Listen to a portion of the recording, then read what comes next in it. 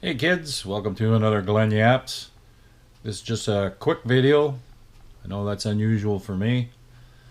Um, I've been playing a lot the last couple of months, and it questions again about the tablet that I use. What I'm looking at on stage, they see it. They can't see from far, so they come up and ask me. Um, So basically the tablet I'm using is an Acer. It's Windows 10 operating system on it. I love it. The software that I'm using on it for my songs and music charts is one called Song Repertoire. It's a Windows product. When I got it a few years ago, it's like a one-time fee of $12 and change, and no monthly fee. It's great. So you can add all the lyrics that you want, and I've done videos on this, and you can scan through my archive of videos. I talk more in depth about it. The question they ask me is they see a flashing light on the pad. They want to know what that is. That is actually a metronome. Some songs, I have a tendency, I like to play songs faster than um, the recorded version. Rarely I play them slow unless I'm not really familiar with them. My thing has always been I like creating a little more motion, and it's always a little bit faster. Sometimes I go a little crazy and go too fast, but once I get the song down, I pretty much stick to the tempo and get it locked into my head. But before that happens, I use a click track. Also, some guys in the bands might have a part that's really difficult to play, and if I play too fast, they can't get through their part properly. It's too much stress for them, and hurts their hands. You know, if you get a bass player that's working really hard, trying to do this heavy-duty pattern on the bass, and you definitely don't want to screw that up for them. So my bass player, my guitar player have certain songs that they want me to kind of maintain the tempo, which I have no problem with. So one is a song by Muse. It's a song. It's by the band Muse. It's a song called Hysteria. A lot of bass in it. The bass starts the song. So basically, I set that to a metronome setting. My bass player, we've tried it at different tempos, plus or minus, and he knows where the danger zone is. If it goes a bit too fast, then he's in trouble. He struggles to play it, and he ends up, you don't want to overstretch your finger or your hands or your arm technique, because you can injure yourself. People don't understand that. You can definitely injure yourself as a musician by playing too hard and doing something beyond your capability. So you got to keep it down and comfortable. So we worked out that we'll do it exactly like the album. Sometimes you can notch it down a little bit, which is even more of a cushion. The audience won't even notice it, but the person playing it will notice it. So this particular song, we kept it at the tempo of the actual song. Now I'm reading a music chart. The music chart actually has, most music charts, transcription for drums will give the tempo on the top left corner. It'll say, say it's 80 beats per minute. You'll see BPM. And people ask me about that, what it's for, and basically it's to set the speed of the metronome. So basically it's your speedometer, just like in a car. Now there's a couple ways to get that. If it's a song, an original song, and you want to kind of always keep it the same tempo, what I use is a program called Tap Tempo, and it is let's see here, by a company called Analog X. And what it does, I'm trying to get it here, right up in the top left hand corner of my screen here. I don't know if you can see it. I was gonna maybe right here. That's the whole program. that little box. Analog X, tape tempo. And all you have to do is tap the space bar. So if you're playing the song, and all you have to do is just tap the space bar to the rhythm of the song. So it's da da da da da da da da. And what happens is it registers your speed right there. That's the speed of your song. And now you can do that. Sorry. You can do that two ways. You can enter the number it says, or you can cut it in half. It's still the same tempo. When you cut it in half, it just has less beats. But I've always found the more subdivisions in a click track, the easier it is to follow. So that's one way to get your tempo. There's also this website called all8.com. Just go to that, click on tap beats per minute. You'll see right here, average beats per minute. Same idea with your computer, and you just tap the keyboard and you can see it. Whatever your tempo is. If I go slower, the number changes accordingly until you get a consistent number of speed. Right now it's still reading it, and eventually once you get to the speed and repeat it a number of times, you'll get a pretty good average of what the tempo of the song is going to be. So that's how you get the tempo. You know, you figure it out for your original song, or a cover song. If you got the song playing, you can just tap along with it. You can also just go on the internet and type in whatever the title of that song is. Say it's Muse Hysteria beats per minute, BPM. I've explained this before. They'll give you a number. Usually if it's a higher number, like, you know, in the high 50, 150 to 200, you can subdivide that in half and basically make it a slower click. Like, not slower, but less clicks by half. That's the same as a slow song. Sometimes a slow song with a slow click is really hard to play to. So what you do is, if this slow song is 70 beats per minute, you can double it to 140, so you have double the clicks. Instead of just going slow, you can double the clicks. It's still got the same speed, it's just double the clicks. More clicks, the easier it is to play along with. They call it more subdivisions, the easier it is to play with. Okay, so that's that. I'm going to show you, I'm just going to put this down here. I'll show you what the tab does here, or the tablet. I'm going to try and get this camera here adjusted. Just give me a sec here.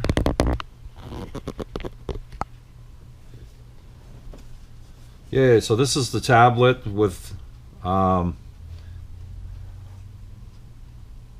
the song repertoire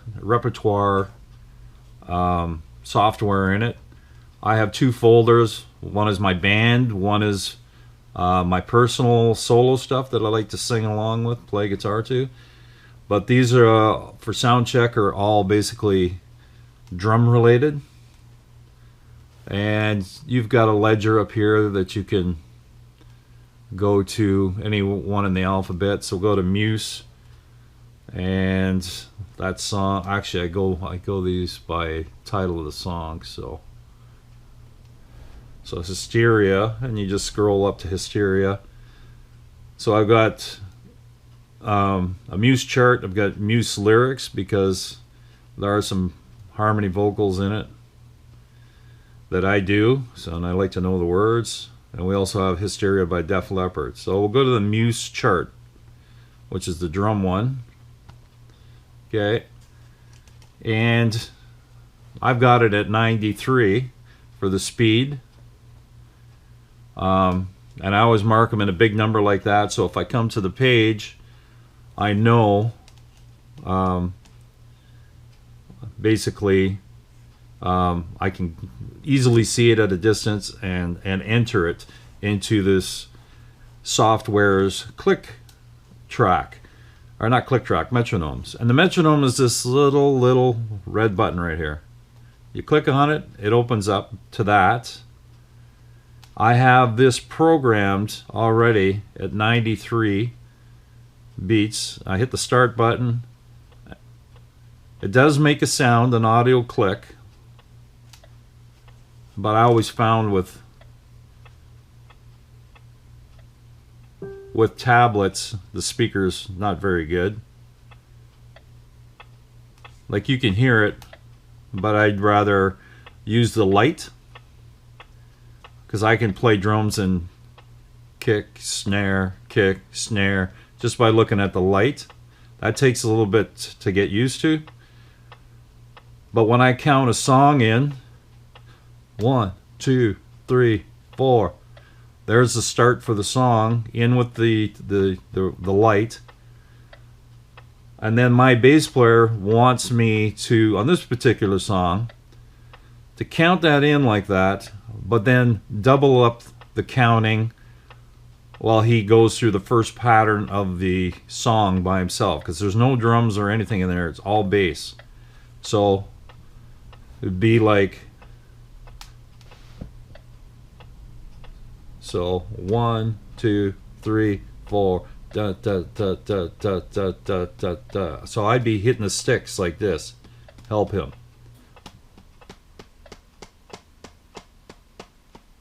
So I'm doubling up on the quarter note pulse of the metronome until my drum parts come in. Once my drums come in, he's good. But when he's by himself, there's such a lot of bass notes in this particular song that he was like, he didn't want to fluctuate, speeding up and slowing down. He's solid on the meter most of the time anyway, so but it's nothing to help him out by doing that. So when you ask, well, how do you enter all these numbers in? There's a little kind of an edit star right here, and there you go. You can actually put different time signatures in. So you got rhythm in 4/4. Because there's an accent, you can add an accent to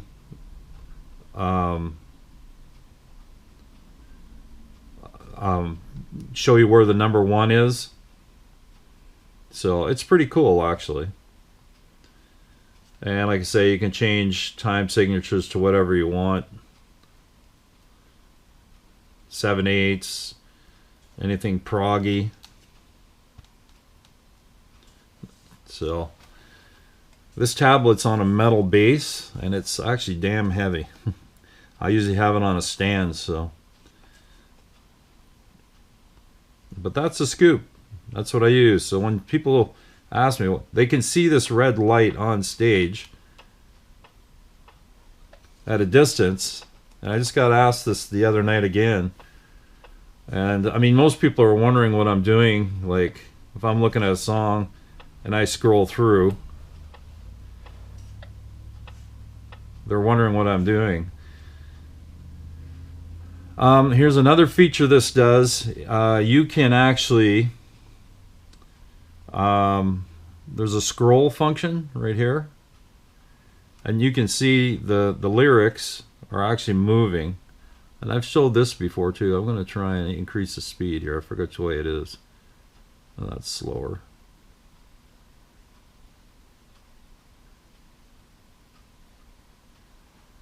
The words are actually moving up. And I forget exactly which way is faster. Oh yeah, this is the fastest way. So look at it scrolling right now. That is actually pretty cool. There you go. You can set the speed of whatever you want. Now there is a foot pedal you can get with your tablet or iPad that you can turn that function on and off just with your foot. So as a drummer, it's great that you can do that. You can just use your left foot and click a pedal, and then it'll start the process, eh? So, and then like I say, there's a dial on it, and you can control the speed of it.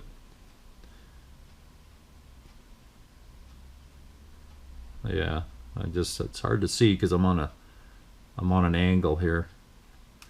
Let's go this way here.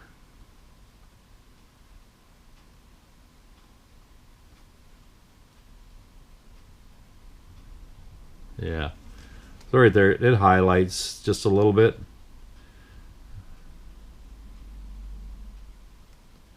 So this is great for lead singers to go down a sheet of lyrics. It's pretty slick, actually. I don't use it much. I use it on the odd thing of music notes. If it's a chart that doesn't have quotas or repeats, if it's a full chart like this one here, this one's pretty much read it all down to the bottom. I don't think there's anything else in there, and then you just got 2 sub endings, so you can use it for that. I don't really like, for 2 sheets. It's good enough for me to just have the page setting. And like I say, you can do whatever lyrics you want. You know, like, it's gonna make a liar out of me here. Oh, that's another chart, sorry. So, and then you have your lyrics.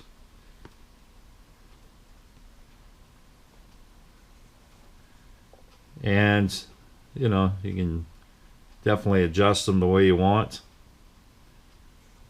And just scroll up. Sometimes, if I'm drumming and I've got busy drum parts, sometimes I'll just touch the screen and throw it up.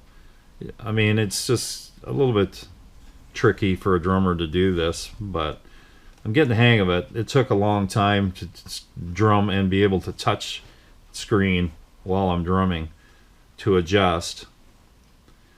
And I prefer the tablet this way, not to the side, because I mean it'll adjust, you know, that way too. But for me, it's just easier this way. Yeah, just trying to see if it does it here. It doesn't really do much that way. Like that's just shorter. I can't see a preview as much.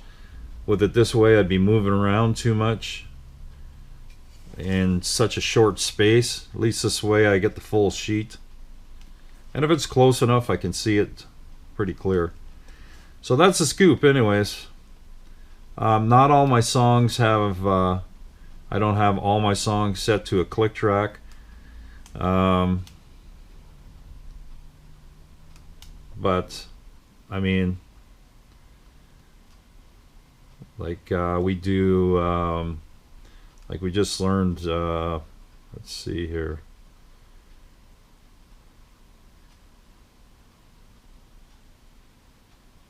Let's see where that song is.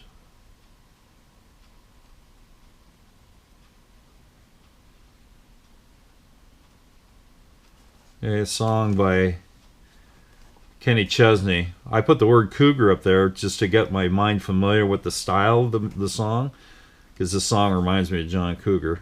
So my guitar player, he starts this off with just some guitar picking riff, and so he wanted to make sure the tempo was right on this, in case too fast, too slow, just so. And so we basically entered it in at 126. You can also do tap tempo with this, so you can play along with the song, the regular recording of the song, like, you know, by the real artist, and you can tap tempo it this way, just like the space bar on that software I showed you. And then you enter it in, and it saves it automatically, and then you click it.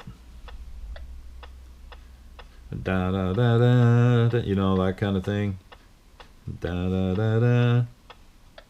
Gives you the beats per minute right there. Yeah, so I didn't write them on this one because they're actually in here. So I shouldn't actually normally write it up there, but not a big deal. It's already programmed in. And you don't have to shut this off. The minute you go out of a song, it'll automatically shut off. So that's the scoop. Also in the tablet, I have my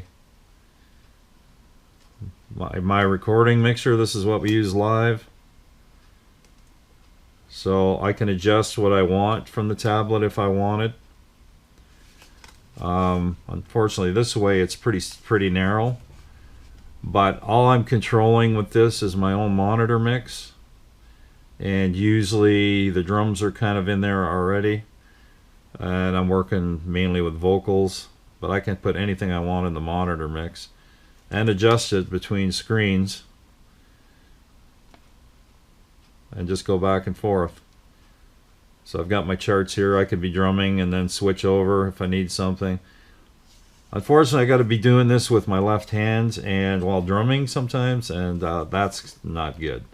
It gets a little bit complicated. So, and sometimes if you're pushing on the tablet and it doesn't work, and you got to hit it harder, it kind of distracts you from what you're actually doing, which is drumming. So